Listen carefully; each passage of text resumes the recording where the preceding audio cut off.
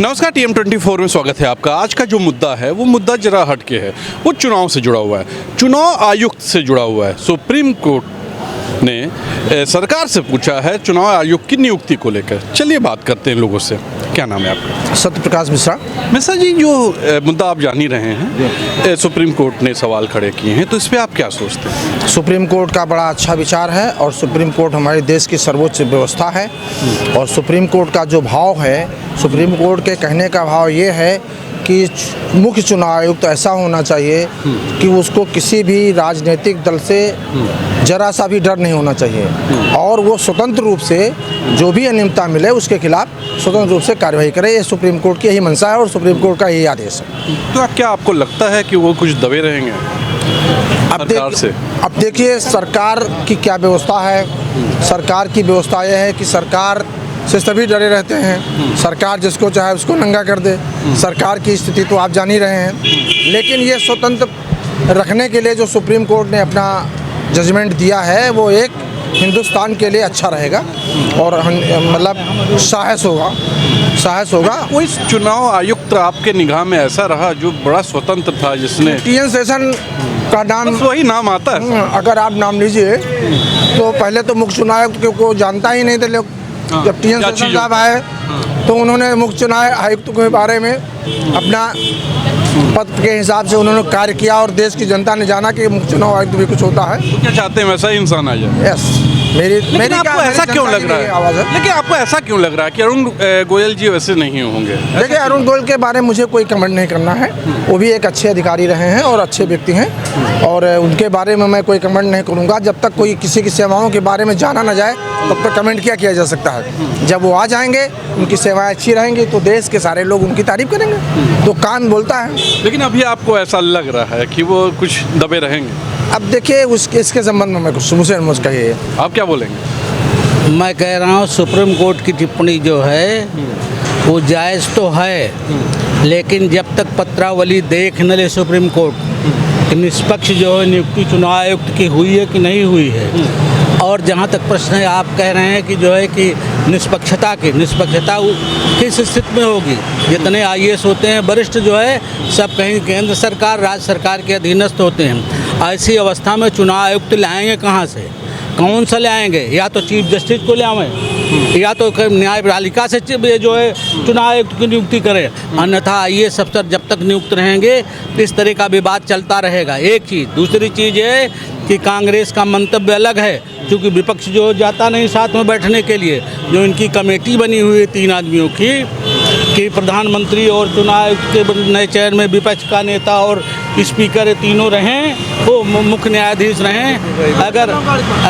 अगर उसमें ये लोग बैठक करके निर्णय लिए हैं तो चाहे गोयल हों चाहे कोई भी वरिष्ठ IAS अधिकारी हो, जो काम करे वो नियमानुसार उसको काम करना पड़ेगा।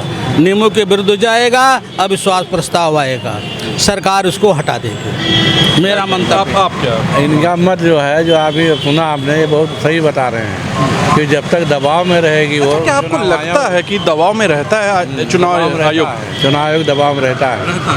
तो कहीं न कहीं गलत कुछ हो जाता है। हाँ, हो जाता है। लेकिन यह है कि जनता का विचार ये है कि भाई अगर चुनाव आयोग बनता है तो उसको बिल्कुल होना चाहिए, अलग निष्पक्ष होना चाहिए। उसके ऊपर दबाव ना होना चाहिए किसी तरह का। और जब तक विपक्ष को साथ में लेकर के निर्णय नहीं लिया जाएगा तो ये फाइनल निर्णय नहीं होगा। कितनी सही बात इन्होंने कही। चलिए और लोगों से मिलते हैं। ऐसे कुछ लोग और हैं, इनसे बात करते हैं। क्या नाम है आपका? मेरा नाम है दीपंकर दास। मैं कलकत्ता के रहने वाला। आप दादा कोलकाता से। दादा, एक बहुत बड़ी बात निकल के आ रही है। सुप्रीम कोर्ट ने सरकार से सवाल पूछा है कि आखिर ये मुख्य चुनाव आयुक्त की नियुक्ति किस बेस पे की गई है। ये एक सवालिया निशान लग गए हैं। तो आपको क्या लगता है? मेरा तो लगता है बिल्कुल ही ये निष्पक्ष ही होना चाहिए। तो सेंट्रल गवर्नमेंट जो है उसका कोई दबाव नहीं होनी चाहिए इसमें पर। This is one of the pillars, जो पिलर स्तंभ बोलता है ना डेमोक्रेसी का। तो जुडिशरी ऑल्सो एक स्तंभ है। सरकार में कोई अगर अन्याय कभी होगा तो जनता तो जा पाएंगे कोर्ट तक, उसका विचार मिलेगा। और ये अगर इनके दबाव में होगा तो वो तो उनका जो व्यूज़ होगा वही सेम ही हो रहेगा, जो गवर्नमेंट का व्यूज़, जो कोर्ट आपको लगता है कि चुनाव आयुक्त जो पिछले कई बार से नियुक्त हो रहे हैं वो क्या सरकार के दबाव में रहते होंगे? थोड़ा तो लगता है। लगता है नॉट ओनली जुडिशियरी, बाकी भी आरबीआई बोलिए, प्लानिंग कमीशन बोलिए, जो जो अपने आप ऑटोनोमस बॉडी जैसे काम करना पड़ता है और अपलिफ्टमेंट ऑफ द कंट्री, तो वो तो थोड़ा सा अच्छा, आपके ख्याल पॉलिटिसाइजेशन हो जा रहा है। आपके ख्याल से कौन ऐसा चुनाव आयुक्त था जो एकदम निष्पक्ष रहा? पहले जो हुए करते थे, मतलब this system was, I can not, अभी तो मैंने, लेकिन सिस्टम कम करता था उस टाइम में, अभी उतना नहीं कम कर रहा है जो मतलब होनी दबाव चाहिए। में है, कुछ तो दबाव वर्तमान सरकार के दबाव में रहता है, बिल्कुल बिल्कुल तो इसको निष्पक्ष होना चाहिए। होनी चाहिए जल्द। और ये नियुक्ति भी कहीं ना कहीं मतलब कुछ घपला दिखता है। घपला कुछ ऐसा नहीं है, लेकिन हम लोग जो बाहर से हम लोग को जितना अनुभव होता है कि कुछ तो दबाव है इनका। लगता है देखा आपने, ये कहना, ये कोलकाता से आए हुए हैं, यहाँ पे घूमने आए हैं, इनका साफ तौर पे कहना है कि कहीं ना कहीं लगता है कि कुछ गलत है। हमारे संग एक और सीनियर हैं, इनसे बात करते हैं। क्या नाम है आपका? मेरा नाम प्रभात रंजन है। प्रभात जी, उच्च शिक्षा में रहा हूँ मैं, विश्वविद्यालय सेवा में। अच्छा, एक सवाल ये है कि सुप्रीम कोर्ट ने सरकार से पूछा है कि जो मुख्य चुनाव आयुक्त नियुक्त किए गए हैं, ये कैसे किए गए हैं, क्या रूल है, क्या अपनाया गया है, निष्पक्षता है कि नहीं, ये तो आपका क्या विचार है? देखिए, हम टी.एन. सेशन साहब से शुरू करते हैं जी। और वही एक पहले चुनाव आयुक्त थे जिन्होंने बता दिया कि चुनाव आयोग होता क्या है। बिल्कुल। और उसी समय से राजनीति में एक चुनाव में निष्पक्षता भी आई है, पूरी देश की जनता इसको मानती है। और लेकिन उसके बाद हमने देखा कि धीरे धीरे पुनः उसी गिरावट पर धीरे धीरे, बहुत कुछ तो हम नहीं कहेंगे लेकिन कुछ ना कुछ गिरावट तो जरूर आई है संस्थाओं में। संस्थाओं के ऊपर सरकार का अंकुश बढ़ता जा रहा है, ये अच्छा नहीं है। निष्पक्षता होनी चाहिए। तो सुप्रीम कोर्ट अगर इस मामले में हस्तक्षेप करती है तो ठीक है कि एक ऑटोनोमस बॉडी बनाई जाए और उसके माध्यम से मतलब ये चुनाव आयुक्त की नियुक्ति हो ताकि निष्पक्षता हमारी बनी रहे। अच्छा, क्या आपको लगता है कि जो आयुक्त आ रहे हैं, चुनाव आयुक्त पिछले भी थे, क्या वो निष्पक्ष रूप से काम नहीं कर रहे हैं? नहीं, ऐसा तो हम नहीं कर सकते क्योंकि अभी तक जो चुनाव हुए हैं उनमें कोई ऐसा नहीं है कि कोई बायस्ड रहा है। लेकिन फिर भी ये संस्थाएं धीरे धीरे गिरावट आ सकती है। अगर हम सरकार का कंट्रोल बढ़ाते जाएंगे तो आने वाले दिनों में निश्चित गिरावट आएगी। तो इसलिए ज़रूरी, सुप्रीम कोर्ट का कदम बहुत बढ़िया है कि इस गिरावट को रोकने के लिए, भविष्य में ऐसा कोई गिरावट ना आवे, इसको रोकने के लिए ज़रूरी है कि एक ऑटोनोमस एक बॉडी बननी चाहिए, निष्पक्ष बॉडी, जो कि चुनाव आयोग है। क्योंकि ये संस्था राजनीतिक संस्था नहीं है, न प्रशासनिक संस्था है। ये संस्था वो है जो कि एक निष्पक्ष रूप से काम करने के लिए देश की जनता एक मानती है। तो इसलिए एक अच्छा बनना चाहिए। मेरे कुछ लोग से बात हुई, उन्होंने कहा कि सीनियर आईएएस की जगह अगर जी बिल्कुल जुडिशरी से कोई आ जाए। हाँ, जुडिशरी से भी नहीं, हम तो कहते हैं क्योंकि एकेडमिशियन है वो ज़्यादा अच्छा काम करता है। आप भी एकेडमिशियन कैन डू, आप उस चीज़ को समझते हैं? जी बिल्कुल, क्योंकि देखिए आईएएस तो थ्रू आउट तो गवर्नमेंट के कंट्रोल में काम करता है, वो तो बायस रहेगा ही बहुत कम। अब चूँकि टी.एन. सेशन एक्सेप्शन में थे, तो आईएएस थे लेकिन एक्सेप्शन में थे, हर एक्सेप्शन में नहीं होता है। और जुडिशियल मेंबर से भी हम नहीं इसलिए कहते हैं कि भाई जुडिशरी को हम क्यों नहीं इन्वॉल्व करें इस मामले में। एकेडमिशियन ज़्यादा अच्छे इसमें काम कर सकते हैं। जी देखा आपने, कितनी अच्छी बात इन्होंने कही है कि एकेडमिक लाइन का अगर कोई आता है तो ज़्यादा अच्छा होगा। हमारे संग कुछ सीनियर लोग हैं, वरिष्ठ पत्रकार भी हैं, इनसे बात करते हैं। क्या नाम है? नवेंदु प्रकाश सिंह मैं बोल रहा हूँ। नवेंदु सर, ये जानना चाह रहा था क्योंकि आम जनता में भी ये चीज़ आ रही है कि जो मुख्य चुनाव आयुक्त होता है वो कहीं ना कहीं सरकार से दबा हुआ रहता है। यही वजह थी कि आज सुप्रीम कोर्ट ने एक सवाल भी उठाया कि आपने कैसे नियुक्त किया है। तो क्या लगता है आपको? भाई ऐसा है, सुप्रीम कोर्ट की बात जायज़ है और सुप्रीम कोर्ट के पहले से ही तमाम सारी राजनीतिक पार्टियां इस मुद्दे को उठाती रही हैं। लेकिन इस समय माहौल इस टाइप का बना हुआ है कि एक पर्टिकुलर पार्टी के पक्ष में कि लोग उस बात को गौर नहीं करते थे। उनको लगता है कि वो जो कर रहे हैं वो सब सही कर रहे हैं। लेकिन अब सुप्रीम कोर्ट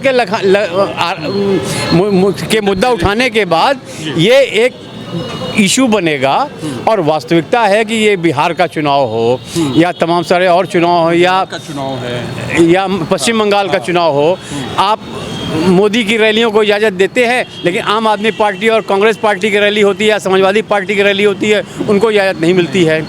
तो ये सब छोटे छोटे इश्यूज़ हैं, लेकिन इससे लगता है कि चुनाव आयोग कहीं न कहीं से पक्षपात कर रहा है।